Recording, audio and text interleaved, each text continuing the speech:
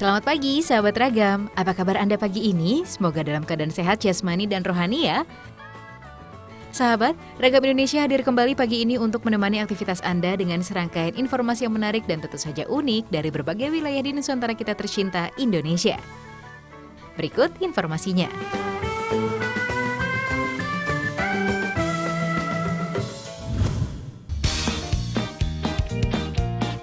Sahabat Ragam, Nusantara mempunyai beribu-ribu pulau yang indah dari Sabang hingga ke Merauke. Salah satunya adalah daerah Sulawesi Selatan yang menyimpan banyak keindahan pulaunya yang eksotis. Kita pun akan terpana dibuatnya. Ya, Makassar sebagai gerbang wilayah Indonesia bagian timur menyajikan berbagai macam keanekaragaman budaya dan potensi wisata.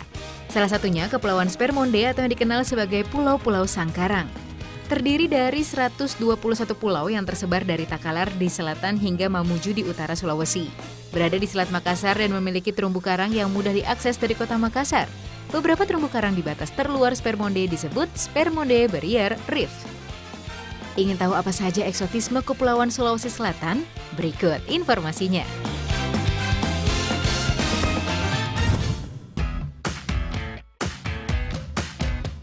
Keindahan Sulawesi Selatan yang pertama adalah Pulau Samalona. Ini merupakan pulau kecil di Selat Makassar yang berada di sebelah barat daya pantai barat Sulawesi Selatan. Secara administratif, pulau ini termasuk ke dalam wilayah kota Makassar, Sulawesi Selatan. Berjarak sekitar 2 km, Pulau Samalona bisa dilihat dengan jelas dari Kecamatan Wajo, Makassar. Untuk menuju Pulau Samalona, pengunjung harus menggunakan perahu motor. Jasa sewanya dapat kita temukan di dermaga kota Makassar yang letaknya tidak jauh dari Pantai Losari. Lalu lintas di dermaga ini selalu sibuk karena dermaga ini tidak hanya melayani wisatawan yang ingin berkunjung ke pulau, tapi juga melayani lalu lintas warga dan para pedagang. Dari dermaga kota Makassar, perjalanan menuju Salamona menggunakan perahu motor memerlukan waktu sekitar 30 menit. Hamparan pasir putih dan air laut yang jernih siap menyambut sahabat ketika sampai di pulau ini. Luas pulau ini hanya sekitar 2 hektar. Meski tergolong pulau kecil, pulau ini dilengkapi berbagai fasilitas penunjang wisata seperti penginapan, kamar bilas, dan kedai. Selain menikmati keindahan Pulau Samalona dari daratan, kita juga dapat melihat keindahan bawah laut. Di sini banyak tersedia jasa sewa alat-alat diving dan snorkeling, lengkap dengan pemandu. Pemandangan bawah laut Pulau Samalona terkenal sampai ke penjuru dunia. Jadi tidak heran jika setiap hari selalu ada wisatawan lokal ataupun asing yang menyempatkan diri untuk datang ke pulau ini. Pulau Samalona merupakan kekayaan milik Nusantara yang harus dijaga dan dilestarikan.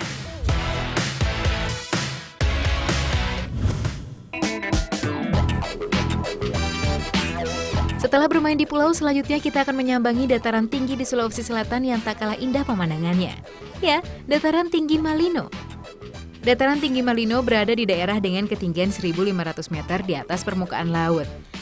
Terletak di lereng sebelah barat Gunung Bawah Karaeng, tepatnya di Kecamatan Tinggi Moncong, Kabupaten Goa, Provinsi Sulawesi Selatan. Dataran tinggi Malino bisa ditempuh dengan jarak sekitar 90 km tenggara kota Makassar. Saat kita menjelajahi dataran tinggi yang indah ini, semakin tinggi kita berjalan akan terpampang hamparan pemandangan yang eksotis. Hutan pinus dengan bunyi fauna yang khas menyambut orang yang datang, dan tentu saja hawa akan semakin sejuk. Udara segar mengalir bebas melalui hidung dan tenggorokan ke rongga dada. Sungguh keindahan alam yang luar biasa. Pada daerah dataran yang lebih tinggi, juga akan terlihat hamparan tanaman sayur mayur yang hijau. Selain itu ada juga beberapa perkebunan teh yang menghiasi dataran tinggi Malino. Lokasi wisata ini sangat cocok untuk Anda yang benar-benar ingin mendapatkan ketenangan jiwa. Karena kesunyian yang ada akan menenteramkan batin dan didukung dengan udara yang masih segar.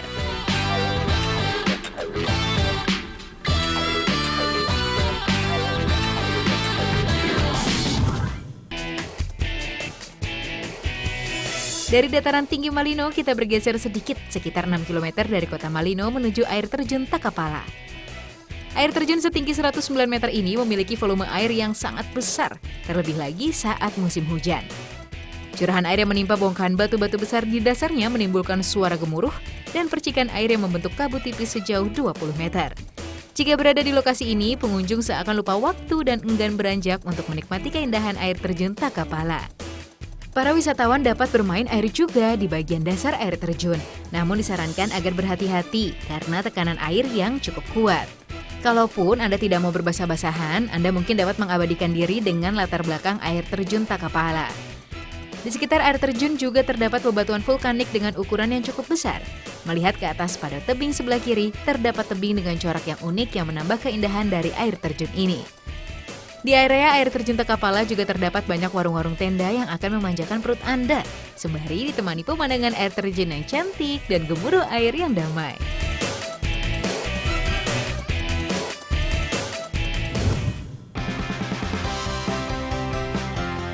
Lokasi eksotis yang terakhir di Sulawesi Selatan adalah Pulau Kondingareng Keke.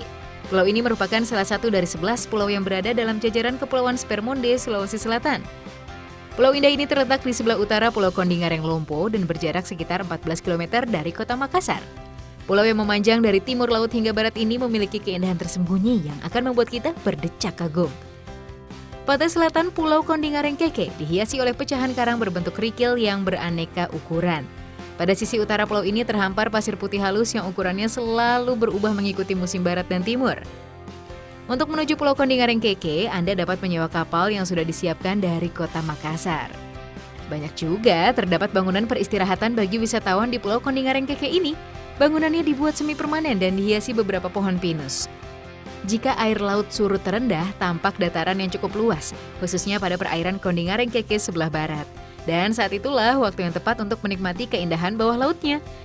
Di pulau ini sudah disiapkan peralatan snorkeling untuk wisatawan yang ingin melihat biota-biota air di Kepulauan Kondingareng Keke. Jernihnya perairan di sekitar pulau ini menambah keindahan dan kecantikan Pulau Kondingareng Keke.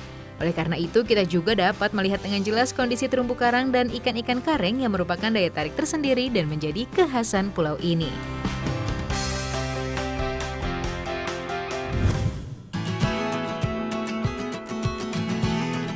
Sahabat Ragam, seafood merupakan makanan yang tidak asing lagi bagi masyarakat Indonesia. Hal ini tentunya tidak lepas dari negara kita yang sebagian besar wilayahnya adalah lautan. Makanya tak heran jika seafood menjadi salah satu makanan favorit sahabat Ragam di rumah. Selain punya kandungan gizi yang tinggi, mengonsumsi seafood juga baik untuk kesehatan. Salah satunya cumi-cumi. Hewan laut yang berasal dari keluarga Loliginidae ini dapat dengan mudah kita jumpai di Indonesia. Nah, sahabat, aneka olahan cumi apa saja yang dapat kita cicipi? Mari kita simak informasinya.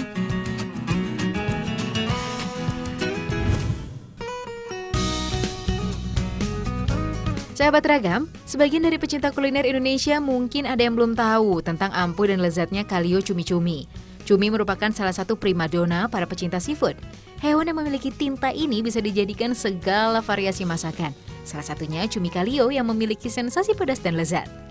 Tak hanya lezat, pembuatan cumi kalio ini pun cukup mudah. Ulek halus cabai merah kering, bawang, kemiri, ketumbar, 1 sendok teh jintan, 2 jari kunyit, serta garam secukupnya. Bersihkan cumi dan campur bumbu halus dengan santan beserta bumbu-bumbu lainnya. Kemudian masak sambil diaduk perlahan hingga mendidih. Untuk membuat cumi kalio sebaiknya masak dengan api sedang hingga bumbu dan santan menyusut dan keluar minyaknya. Nantinya semua bumbu ini akan meresap ke dalam rongga cumi-cumi. Jika sudah terlihat matang, angkat cumi bersama dengan kuahnya. Gimana sahabat? Mudah kan membuat cumi-cumi kalio ini? Inilah ciri khas kuliner Nusantara. Mudah, enak dan lezat. Selamat mencoba dan menikmati.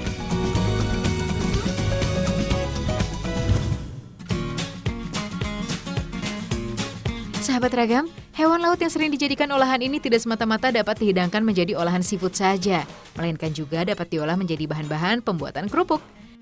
Untuk diolah menjadi hidangan kerupuk, terlebih dahulu cumi dibersihkan dengan membuang bagian dalam tubuhnya yang mengandung tinta hitam. Kemudian cumi yang telah bersih dipotong kecil-kecil, sebab cumi akan digiling untuk menjadi bahan olahan. Penggilingan cumi dilakukan dengan mesin untuk menghasilkan tekstur lembut pada dagingnya yang akan dijadikan bahan olahan. Lihatlah sahabat Ragam, daging cumi yang telah digiling ini sekilas mirip seperti bubur. Daging cumi yang sudah digiling kemudian dicampur dalam balutan tepung sagu sambil terus diaduk dan diremas menjadi sebuah adonan yang keras. Adonan yang telah mengeras dibuat menjadi bentuk bulat panjang dengan menambahkan sagu untuk alasnya. Lalu adonan yang telah berbentuk bulat memanjang ditaruh di atas alas untuk direbus. Dalam proses perebusannya, alas untuk merebusnya dapat dibuat meningkat sampai 4 tingkatan untuk mempercepat produksi kerupuk cumi.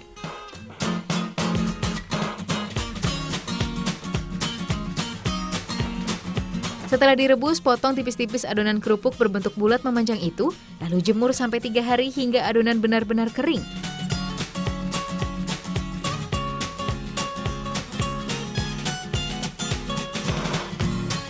Sahabat ragam, adonan yang telah kering inilah yang merupakan cikal bakal kerupuk cumi.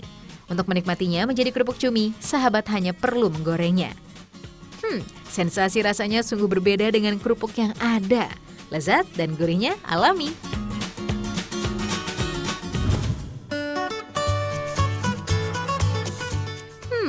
Melihat anak-anak memakan mie ini sungguh lezat ya sahabat. Tekstur mie yang kenyal membuat anak-anak ini lahap untuk memakannya. Namun tahukah Anda, mie yang digunakan merupakan olahan mie berbahan rumput laut yang kaya akan manfaat dan baik untuk pencernaan. Mari kita lihat proses pembuatannya. Pertama kita potong kecil-kecil rumput lautnya untuk memudahkan proses penghalusan nantinya. Setelah selesai, tahap selanjutnya blender rumput laut dengan dicampur sedikit air. Sebelum dicampur dengan bahan yang lain, rebus hingga matang terlebih dahulu rumput laut yang sudah halus. Angkat kemudian langsung olah ya sahabat, karena rebusan rumput laut bila kelamaan teksturnya akan berubah menjadi keras seperti gel. Campurkan tepung terigu, rumput laut rebus, telur dan sedikit air, aduk hingga adonan kalis agar mudah digiling nantinya. Tahap selanjutnya giling adonan rumput laut dengan menggunakan alat penggilingan khusus hingga menjadi lembaran mie. Nah, mie rumput laut ini pun siap untuk direbus dan disantap. Sahabat, mie ini bisa diolah menjadi apa saja tergantung selera. Kali ini mie rumput lautnya diolah menjadi mie ayam yang yummy akan kelezatannya. Jadi ingin mencicipinya ya sahabat. Selain baik untuk pencernaan, mie rumput laut juga mengandung nutrisi yang cukup lengkap seperti protein, karbohidrat, lemak, dan serat. Rumput laut juga dipercaya dapat menyembuhkan penyakit seperti kanker, stroke, mencegah gejala osteoporosis, serta dapat menjadi makanan diet bagi Anda. Selamat mencoba!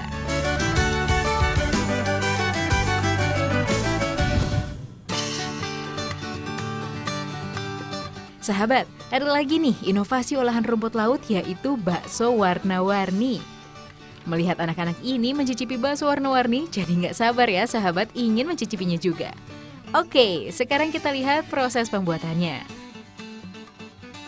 Pertama-tama cuci dahulu rumput laut hingga benar-benar bersih. Rumput laut yang dipakai adalah berjenis Yukema ya sahabat. Setelah itu dicampur dengan telur ayam lalu dihaluskan dengan menggunakan blender. Oke, bahan rumput laut sudah siap diolah. Selanjutnya menyiapkan adonan baksonya. Campur daging sapi dengan tepung dan beri bumbu seperti bawang putih halus dan bawang merah goreng. Bumbu ini berfungsi untuk menambah aroma dan rasa gurih pada daging sapi. Karena bakso dibuat tanpa bahan MSG, maka bawang putih dan bawang merah yang digunakan harus banyak ya sahabat. Kemudian adonan daging sapi ini dicampur dengan rumput laut yang sudah dihaluskan tadi. Sahabat ragam, fungsi rumput laut pada bakso adalah sebagai pengenyal.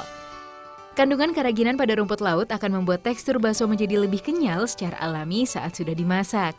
Tentu saja rumput laut lebih aman dan banyak manfaatnya. Oh iya, agar bakso terlihat lebih menarik, beri warna pada bakso dengan pewarna alami ya sahabat, seperti warna merah dengan menggunakan wortel, ungu dengan umbi ungu, dan hijau dengan daun sawi. Setelah adonan selesai dibuat, saatnya perebusan. Cetak bulat-bulat adonan lalu masukkan pada air yang mendidih. Bakso yang sudah matang biasanya akan mengapung pada air yang mendidih. Saat itulah bakso segera diangkat. Selain aman dikonsumsi, bakso ini juga bergizi tinggi, terutama ada bahan rumput lautnya, sahabat. Kandungan nutrisi yang terkandung pada rumput laut adalah 28% air, 5% protein, 33% karbohidrat, 9% lemak, dan 3% serat kasar. Apabila sahabat ingin mencobanya, sahabat bisa membuatnya sendiri loh di rumah. Sungguh kuliner menyehatkan. Selamat mencoba, sahabat.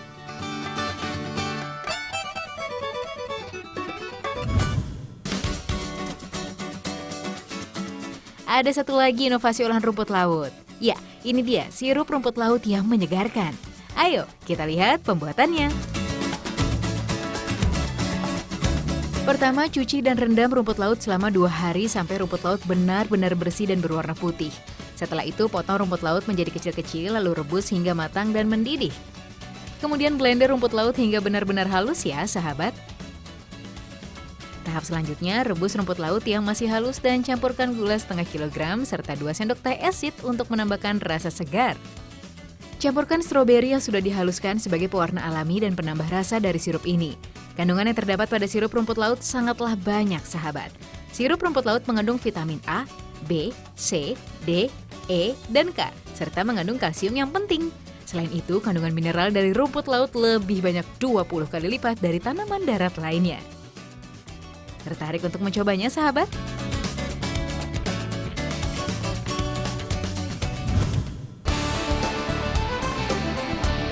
Sahabat Ragam, Indonesia merupakan negara kepulauan yang sangat luas dan banyak menyimpan kekayaan alam. Diperkirakan lebih dari 2.500 jenis ikan dan 500 jenis karang hidup di dalamnya. Terumbu karang merupakan pusat keanekaragaman hayati laut terkaya di dunia yang memiliki struktur alami serta mempunyai nilai estetika yang tiada taranya. Selain sebagai lingkungan yang alami, terumbu karang juga mempunyai banyak manfaat bagi manusia dalam berbagai aspek ekonomi, sosial, dan budaya. Kekayaan spesies terumbu karang inilah yang membuat Indonesia menjadi negara yang memiliki keanekaragaman hewan bawah laut, salah satunya udang. Saat ini, udang tak hanya dijadikan bahan konsumsi semata, namun seiring perkembangan zaman, banyak sekali jenis-jenis yang sengaja diadaptasikan oleh air tawar dan dijadikan penghias akuarium, khususnya aquascape. Keindahan aquascape tak hanya dihiasi oleh ikan, tanaman, kayu, dan bebatuan, namun kadang malah hanya diisi oleh udang. Dan berikut ini adalah sedikit informasi dari jenis-jenis udang yang dijadikan penghias dalam aquascape. Mari kita simak informasinya.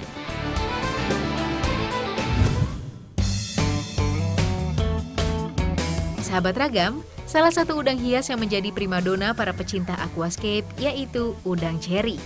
Sesuai dengan namanya, udang ini memiliki warna dasar merah dengan garis-garis putih berkilat di bagian punggungnya. Bentuk tubuh udang ini mungil dengan ukuran 1,5 cm.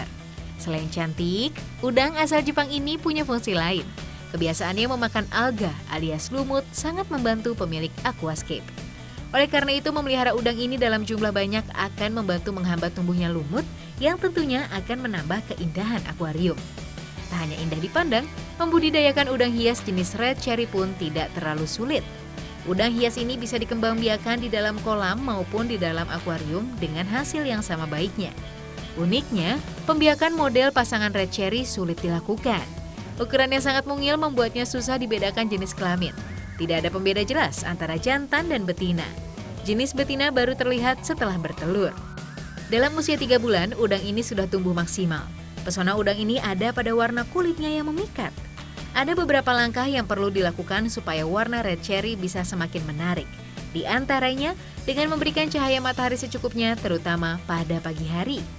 Masa peralihan dari kulit lama ke kulit baru membuat udang red cherry memiliki daya tahan yang lebih lemah terhadap virus penyakit. Dan saat itulah pembudidaya diharapkan lebih peka.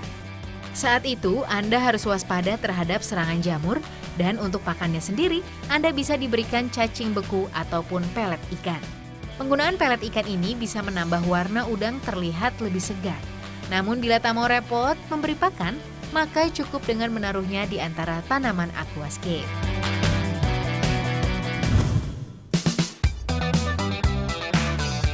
Sahabat Ragam, udang red nose atau akrab dengan sebutan udang Pinocchio adalah udang hias yang cukup populer bagi kalangan pecinta aquascape.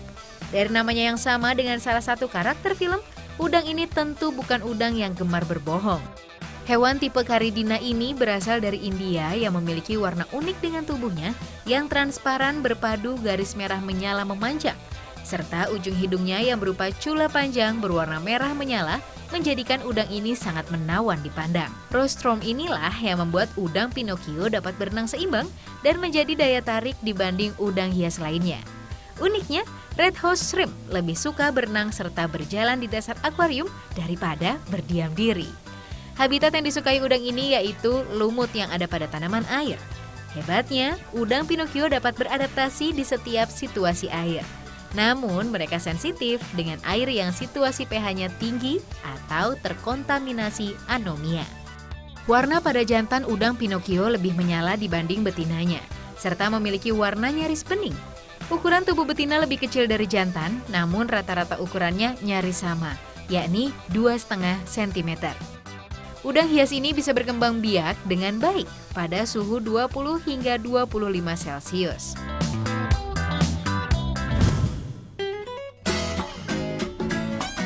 Sahabat Ragam, Sunkist Shrimp adalah udang hias asal Indonesia yang mewarnai penikmat aquascape. Udang yang memiliki nama ilmiah Caridina lichpropinqua ini rata-rata memiliki tubuh hingga 3 cm. Karena warnanya mencolok, udang sunkist banyak digemari untuk dipelihara. Warna mencolok dari udang sunkist berasal dari pigmen beta-karotin dalam tubuhnya. Ya, beta-karotin adalah pigmen yang membuat warna wortel menjadi orange segar. Si udang orange bukan udang yang bersikap agresif. Dan jika dicampur dengan udang jenis lainnya dalam satu tempat, udang sunkist sangat mudah beradaptasi. Karena udang ini termasuk udang yang ramah. Di pasaran, udang ini dibanderol hingga Rp20.000 per ekornya. Cukup mudah memelihara udang cantik ini, karena pelet bisa menjadi makanannya sehari-hari. Tertarik menjadikannya hewan peliharaan Anda?